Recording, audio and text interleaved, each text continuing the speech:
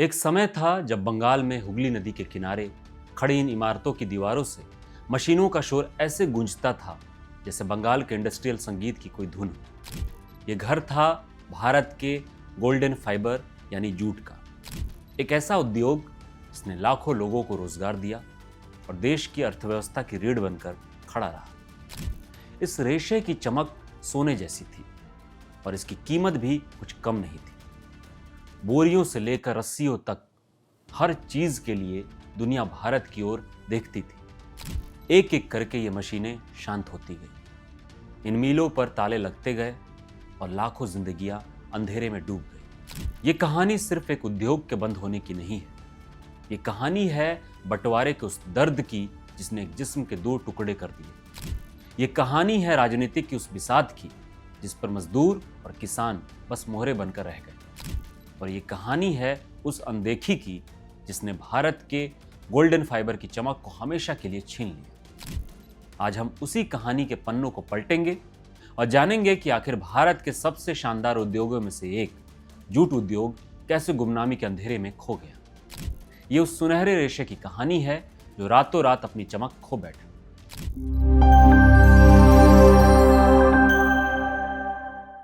सोचिए, 19वीं सदी के मध्य का बंगाल ईस्ट इंडिया कंपनी का राज है और दुनिया में औद्योगिक क्रांति की लहर दौड़ रही है। इसी दौर में 1855 में जॉर्ज एकलैंड नाम का एक स्कॉटिश कारोबारी कोलकाता के पास हुगली नदी के किनारे रिशरा में भारत की पहली जूट मिल की नींव रखता है। और यहीं से एक ऐसी क्रांति शुरू हुई जिसके बारे में शायद ही किसी ने सोचा हो। हुगली नदी का पानी जूट के रेशों को तैयार करने के लिए अमृत जैसा था और बंगाल की उपजाऊ जमीन पर उगने वाला सुनहरा जूट दुनिया में सबसे बेहतरीन माना जाता था। देखते ही देखते हुगली नदी के दोनों किनारे मीलों से सज गए। श्रीरामपुर, बैरकपुर, हावड़ा और नाडिया जैसे इलाकों में एक के बाद एक मीलें खुलती चली गई और कुछ ही दशकों में इनकी संख्या 100 के पार पहुंच गई। बंगाल के बेहतरीन जूट से यहाँ माल तैयार होता और फिर दुनिया के बाजारों में भेजा जाता। ये सिर्फ एक उद्योग नहीं था, ये रोजगार पैदा करने वाली एक बहुत बड़ी मशीन थी। इन मिलों ने 4 लाख से ज्यादा लोगों को सीधे तौर पर काम दिया। बिहार, उत्तर प्रदेश, उड़ीसा और आंध्र प्रदेश से आए लाखों मजदूर के लिए मिले ही उनका घर, उनकी दुनिया बन गई। उस दौर में भारतीय अर्थव्यवस्था में जूट उद्योग की हिस्सेदारी 4% थी और भारत अकेले दुनिया के 50% जूट का उत्पादन करता था। इसी वजह से इसे गोल्डन फाइबर नाम मिला, एक ऐसा रेशा जो सच में देश के लिए सोना उगल रहा था।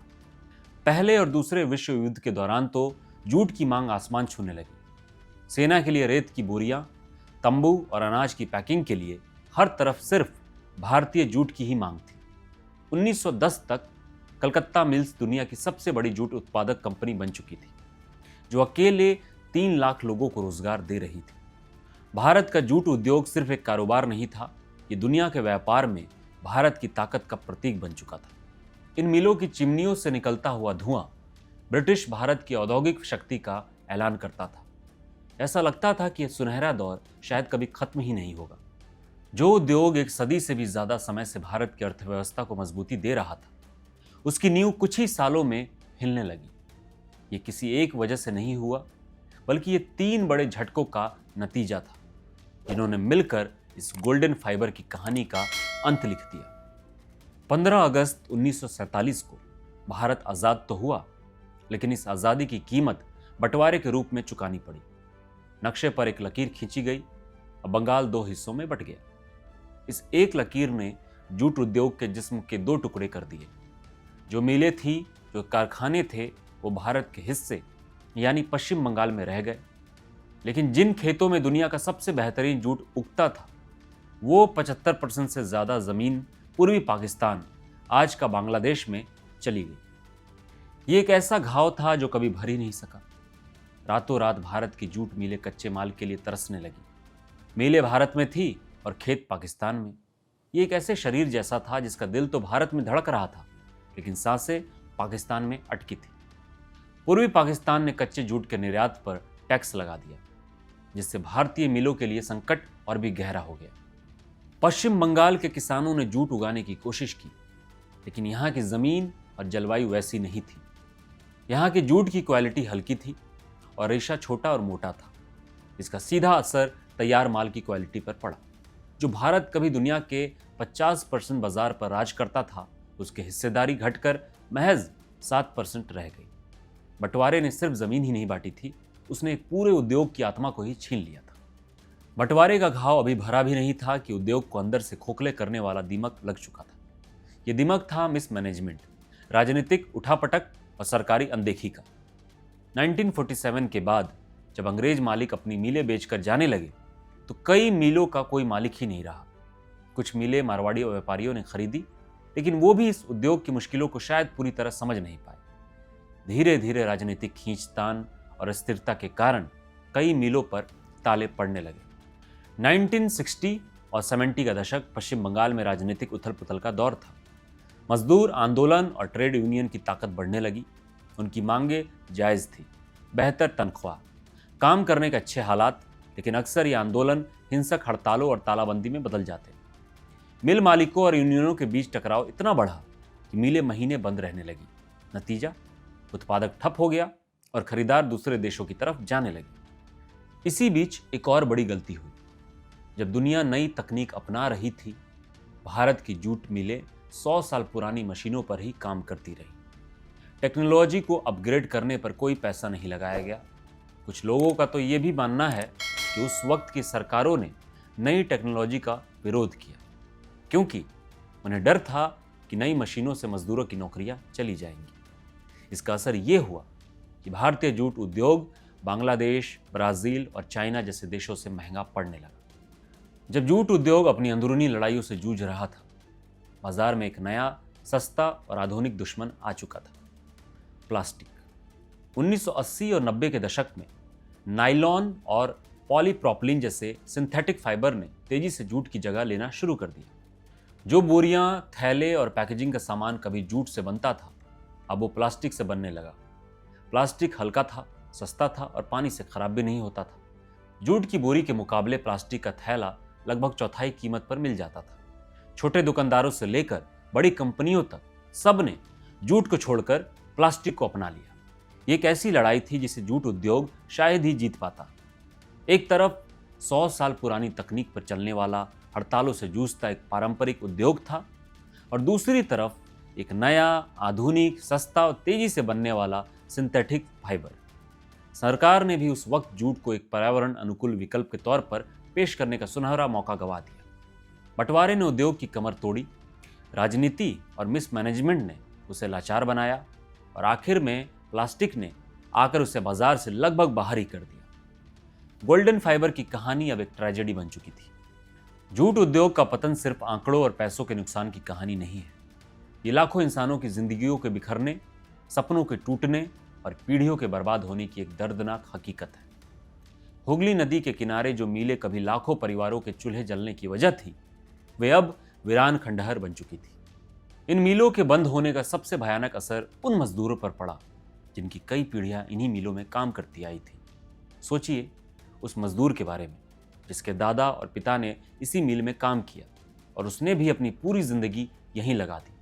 और फिर एक सुबह वो काम पर जाता है और गेट पर एक नोटिस पाता है, मिल हमेशा के लिए बंद कर दी गई है। रातों रात उसकी दुनिया उजड़ जाती है। उसके पास कोई दूसरा हुनर नहीं, कोई जमीन नहीं, और उम्र के इस मोड़ पर कोई और काम मिलने की उम्मीद भी नहीं। आज भी पश्चिम बंगाल में ऐसी कई मजदूर कॉलोनियां हैं जो भूतहा कॉलोनियां लगती हैं। कभी यहाँ बच्चों की किलकारियां गूंजती थी, त्यौहार मनते थे और एक भरा पूरा जीवन था। आज यहाँ टूटी दीवारें, खाली घर और उन बुजुर्गों की खामोशी है जो कहीं और जा ही नहीं सके। आज पश्चिम बंगाल में 40 लाख किसान परिवार और लगभग 4 लाख मिल मजदूर सीधे तौर पर इस उद्योग से जुड़े हैं। हाल के सालों में ही कई मिलें बंद हो चुकी है, जिससे हजारों मजदूर सीधे तौर पर बेरोजगार हो गए। लेकिन ये तबाही सिर्फ मिल मजदूर तक ही नहीं रुकी। इसका असर उन 40 लाख किसानों पर भी पड़ा जो जूट की खेती करते हैं। जब मिलें बंद होने लगी तो उनकी फसल का कोई खरीदार नहीं बचा। उन्हें अपनी उपज बिचौलियों को औने पौने दाम पर बेचनी पड़ी। कई बार तो फसल खेतों में ही सड़ गई। किसानों पर कर्ज का बोझ बढ़ता गया और कई परिवार गरीबी के जाल में फंस गए। इस पूरी बर्बादी में सबसे दुखद पहलू यह है कि इन मजदूरों और किसानों को हमेशा बाहरी समझा गया, क्योंकि ज्यादातर मजदूर बिहार, यूपी और उड़ीसा से थे। स्थानीय राजनीति ने उन्हें कभी पूरी तरह अपनाया नहीं। उन्हें वोट बैंक की तरह इस्तेमाल तो किया गया, लेकिन जब उद्योग बंद हुआ तो किसी ने उनकी सुध नहीं ली।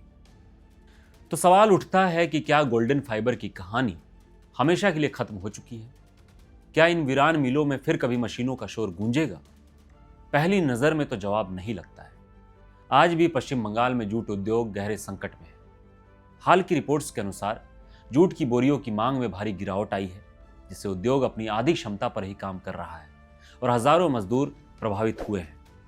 बाढ़ के कारण भी कच्चे माल का संकट और बढ़ गया है, लेकिन इस अंधेरे में उम्मीद की कुछ छोटी मोटी किरणें भी हैं। आज दुनिया प्लास्टिक प्रदूषण के एक बहुत बड़े संकट से जूझ रहा है। सिंगल यूज प्लास्टिक पर लगते बैन और पर्यावरण के प्रति बढ़ती जागरूकता ने अचानक जूट जैसे प्राकृतिक फाइबर को फिर से हीरो बना दिया है। जूट 100% बायोडिग्रेडेबल और इको फ्रेंडली है। आज के दौर में जब लोग सस्टेनेबल उत्पादों की तलाश में हैं, जूट एक बेहतरीन विकल्प बनकर उभर सकता है। सरकार ने भी कुछ कदम उठाए हैं। गोल्डन फाइबर क्रांति और नेशनल जूट मिशन जैसी योजनाएं शुरू की गई है। सरकार ने अनाज की पैकेजिंग में 100% और चीनी की पैकेजिंग में 20% जूट की बोरियों का इस्तेमाल जरूरी कर दिया है, जिससे उद्योग को एक पक्का बाजार मिलता है। 2025-26 के लिए jute minimum support price MSP को बढ़ाकर 5,650 रुपये प्रति क्विंटल कर दिया गया है, जो किसानों को कुछ राहत दे सकता है। सबसे बड़ी उम्मीद नए और अनोखे उत्पादों से है। आज जूट का मतलब सिर्फ बोरियां और रस्सियां नहीं है। कई छोटे कारोबारी और डिजाइनर अब जूट से फैशनेबल कपड़े, स्टाइलिश हैंडबैग, घर की सजावट का सामान और यहां तक कि कंपोजिट मटेरियल भी बना रहे हैं। जूट को दूसरे फाइबर के साथ मिलाकर नए फैब्रिक तैयार किए जा रहे हैं, लेकिन ये राह आसान नहीं है। इस उद्योग को फिर से खड़ा करने के लिए एक मजबूत राजनीतिक इच्छा शक्ति, टेक्नोलॉजी में बड़े निवेश और एक साफ विजन की जरूरत है। पुरानी मशीनों को बदलना होगा, किसानों को बेहतर क्वालिटी वाले बीज और आधुनिक तकनीक देनी होगी और जूट के नए उत्पादकों को दुनिया के बाजार में पहुंचाना होगा। जूट उद्योग की कहानी भारत के औद्योगिक इतिहास का एक आईना है। ये दिखाती है कि कैसे एक शानदार विरासत गलत नीतियों, दूर की ना सोचने और समय के साथ ना बदलने की जिद के कारण बर्बाद हो सकती है। ये बंटवारे के उस दर्द की याद दिलाती है जिसे हम आज भी महसूस करते हैं, और ये उन लाखों अनसुने चेहरे की कहानी है जिनकी जिंदगियां सियासत की बिसात पर कुर्बान हो गई। गोल्डन फाइबर की चमक भले ही फीकी पड़ गई हो, लेकिन ये पूरी तरह बुझी नहीं है। पर्यावरण के संकट ने इसे एक और मौका दिया है। अब ये मौका इस बात पर निर्भर करेगा कि क्या हम अपने इतिहास से कुछ सीखते हैं, क्या सरकार, उद्योगपति और समाज मिलकर इस राष्ट्रीय धरोहर को बचाने के लिए आगे आएंगे, या फिर हुगली के किनारे खड़े ये खंडहर आने वाली पीढ़ियों को सिर्फ एक सुनहरे अतीत की उदास कहानी सुनाते रहेंगे। ये सवाल हम सब के लिए है। क्या हम इस सुनहरे रेशे को इतिहास के पन्नों में खो जाने दें या इसे एक नया भविष्य दें? इस विषय पर आपकी क्या राय है? आपको क्या लगता है, जूट उद्योग को फिर से खड़ा करने के लिए सबसे जरूरी कदम क्या होना चाहिए? अपनी राय नीचे कमेंट्स में जरूर बताएं। अगर आपको लगता है कि ये कहानी जरूरी है तो इस वीडियो को अपने दोस्तों और परिवार के साथ शेयर करें, ताकि भारत के इस गोल्डन फाइबर की कहानी ज्यादा से ज्यादा लोगों तक पहुंच सके। और ऐसे ही और कहानियों के लिए हमारे चैनल को सब्सक्राइब करना ना भूलें। धन्यवाद।